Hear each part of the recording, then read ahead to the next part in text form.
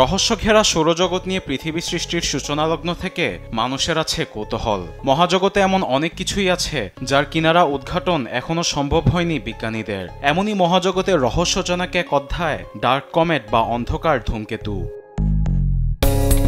2016 সালে মহাকাশ বিজ্ঞানীরা প্রথম দেখা পেলেও এটি গ্রহাণু ও ধূমকেতুর মিশ্রিত বড় পাথর বলে মনে করেন তারা। 4.6 বিলিয়ন বছর আগে পাথরগুলো সাধারণত মঙ্গল গ্রহ ও জুপিটারের মধ্য কক্ষপথে ঘুরে থাকে, কিন্তু পৃথিবীর আশপাশে এরকম 2003 RM নামক 300 মিটার বা 985 ফুট চওড়া বিশাল অন্ধকার ধূমকেতু আবিষ্কার করে সাড়া ফেলেছেন বিজ্ঞানীরা।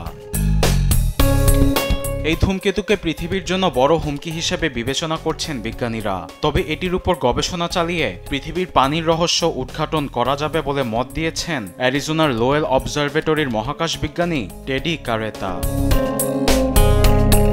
ধূমকেতু থেকে তাপ নির্গত হওয়ার কারণে এটি স্বাভাবিকের চাইতে আরো দ্রুত গতিতে ছুটছে, যাকে বলা হয় ইয়াকোভস্কি ইফেক্ট। এটা হুমকি না আমাদের মহাকাশ সম্পর্কিত প্রশ্নের উত্তর দিবে, এর জন্য পৌঁছাতে হবে বিশাল ধূমকেতুর কাছে। এর জন্য আমাদের 6 বছর সময় প্রয়োজন। ধূমকেতুর অবস্থান পরিষ্কার না হওয়া গেলে আমরা বলতে পারবো না কখন পৃথিবীতে এটা আঘাত হানতে পারে।